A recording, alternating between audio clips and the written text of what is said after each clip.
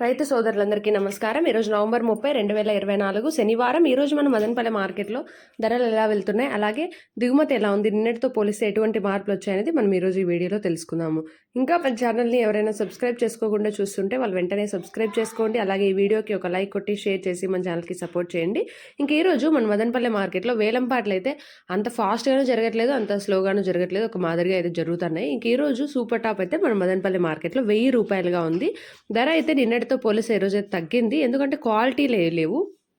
ఈ 1000 రూపాయలు పడ్డ టాప్ రేటు కూడా అంత క్వాలిటీ రకం, అంత క్లాస్గా అయితే కాదు.